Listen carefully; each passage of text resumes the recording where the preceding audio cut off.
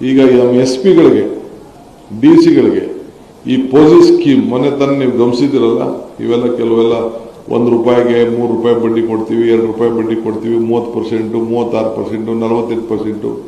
ಇದೆಲ್ಲ ಕೂಡ ಇಂಟೆಲಿಜೆನ್ಸ್ ಅವ್ರ ಹತ್ರ ನಾನು ಹೇಳಿದ್ದೀನಿ, ಪೊಲೀಸ್ ಅವ್ರಿಗೆ ನಿಮ್ಮದೇ ಆದಂಥ ಇಂಟೆಲಿಜೆನ್ಸ್ ಬಿಟ್ಟು ವಿಲೇಜ್ ಅಕೌಂಟೆಂಟು ಮತ್ತು ರೆವಿನ್ಯೂ ಇನ್ಸ್ಪೆಕ್ಟರ್ಗಳು ಮತ್ತು PDOಗಳು ತಿಳಿಸಿ ಯಾರ್ಯಾರು ಈ ರೀತಿ ಮಾಡ್ತಾ ಇದ್ದಾರೆ. ಈಗ ಮೊನ್ನೆ ಬಿಲ್ ತಂದ್ರು ಕೂಡ ಈ ರೀತಿ ಮಿಸ್ಯೂಸ್ ಆಗ್ತಾ ಇದೆ. ಸೊ ಅದಕ್ಕೆ ಕಡಿವಾಣ ಹಾಕಬೇಕು.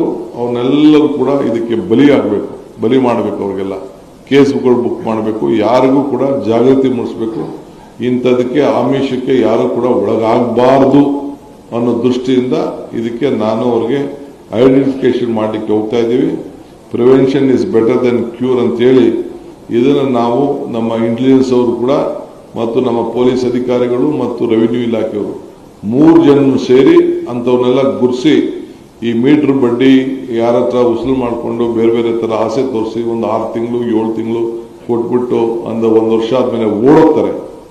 ಈ IMA ಇವೆಲ್ಲ ಏನೆಲ್ಲ ನೋಡಿದಿರ ನೀವೆಲ್ಲ, ಅದ್ಯಾವುದೋ ವಿನ್ಕೋ ಅಂದೇನೇನೋ ಬಂತಲ್ಲ ಸ್ಕೀಮ್ಗಳು, ಆ ರೀತಿ ಅವನ್ನೆಲ್ಲ ಕೂಡ ನಿಲ್ಲಿಸಲಿಕ್ಕೆ ಮಾಡ್ತಾ ಇದ್ವಿ.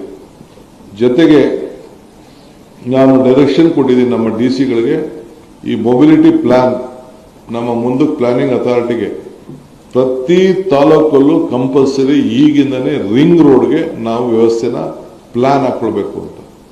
ಒಂದೇ ವರ್ಷ ನಾವು ಮಾಡೋಕ್ಕಾಗದೇ ಇರ್ಬೋದು, ಬಟ್ ಗ್ರಿಡ್ನ ನಾವು ಮಾರ್ಕ್ ಮಾಡಿ ಬಿಡಬೇಕು. ಅದಕ್ಕೆ ಬೇಕಾದಷ್ಟು ಸಮಸ್ಯೆ ಇದೆ, ಬೇಕಾದಷ್ಟು ಫೈನಾನ್ಷಿಯಲ್ ಇರ್ತದೆ, ಇರಲಿ ಚಿಂತೆ ಇಲ್ಲ.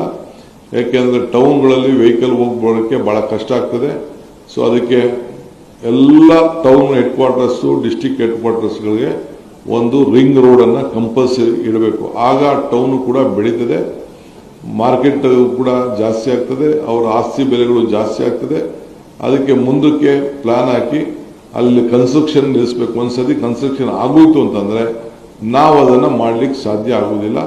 ಸೊ ಅದಕ್ಕೆ ತಾಲೂಕಿನ ಎಲ್ಲ ಹೆಡ್ ಕ್ವಾರ್ಟರ್ಸು ಡಿಸ್ಟಿಕ್ ಹೆಡ್ ಕ್ವಾರ್ಟರ್ಸಲ್ಲಿ ಕಂಪಲ್ಸರಿ ರಿಂಗ್ ರೋಡ್ ಮಾಡಲಿಕ್ಕೆ ನೀವು ಗ್ರಿಡ್ನ ತಯಾರು ಮಾಡಿ ಅಂತೇಳಿ, ಅದಕ್ಕೆ ನಾನು ಲೋಕಲ್ ಬಾಡಿ ಏನು ನಮ್ಮ ಪ್ಲಾನಿಂಗ್ ಅಥಾರಿಟಿಗಳಿದೆ, ನಮ್ಮ ಬೆಂಗಳೂರು ನಮ್ಮ ಡೆವಲಪ್ಮೆಂಟ್ ಅಥಾರಿಟಿಗಳಿದೆ, ಅವ್ರಿಗೆ ನಾನು ಮಾರ್ಗದರ್ಶನವನ್ನು ಕೊಟ್ಟಿದ್ದೇನೆ. ಇದನ್ನ ಟೌನ್ ಪ್ಲಾನಿಂಗ್ ಅವ್ರನ್ನ ನೀವು ಬಳಸ್ಕೊಳ್ಬೇಕು ಅಂತ ತಿಳಿಸಿದ್ದೇನೆ. ಇದಲ್ಲದೆ ಗಾಂಜಾ, ಡ್ರಗ್ಸ್ ಇವೇನಿದೆ ಇದಕ್ಕೂ ಕೂಡ ಬಹಳ ಹುಷಾರಾಗಿರಬೇಕು ಅಂತ ಹೇಳಿದ್ದೇನೆ. ಈಗಲೇ ನಮ್ಮ ಪೊಲೀಸ್ ಅಧಿಕಾರಿಗಳು ಒಳ್ಳೆ ಕೆಲಸ ಮಾಡಿದ್ದಾರೆ. They have done there best. ಇಡೀ ದೇಶಕ್ಕೆ ಕಂಪೇರ್ ಮಾಡಿದ್ರೆ ನಮ್ಮಲ್ಲೇ ಹೈಯೆಸ್ಟ್ ಈ ಡ್ರಗ್ಸ್ನೆಲ್ಲ ಹಿಡಿದಿರೋಂಥದ್ದು.